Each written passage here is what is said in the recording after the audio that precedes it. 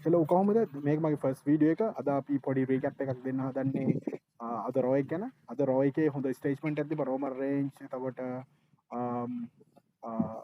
ඌසෝ ඊට පස්සේ මොනාද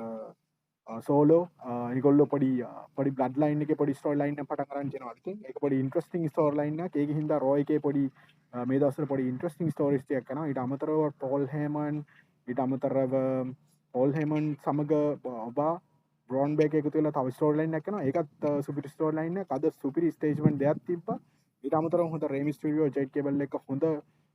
තිබ්බා හොඳ මැච් එකක් ඒකත් සුපිරි මැච්චක් ඊට අමතරව අද නැවත අපිට බාන්න පුළුවන් වුණා කවුද අපේ බෙකිලෙන්ජ් ඊට අමතරව බිග් කෑෂ්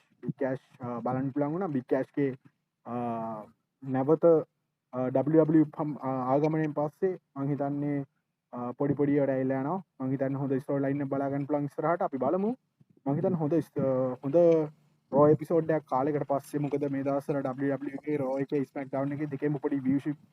පොඩි අඩුවක් තියෙනවා ඒක හින්දා මම හිතන්නේ ඒක හින්දා තමයි රෝ මොකක්ද බ්ලඩ් ලයින් එක ස්ටෝරි ලයින් එක බිල්ඩ් අප් කරගෙන නැත්තේ සමස්ලෑම් එකෙන් පස්සේ හොඳ ස්ටෝරි ලයින් එකක් එනවා අපි බලමු මොකද වෙන්නේ කියලා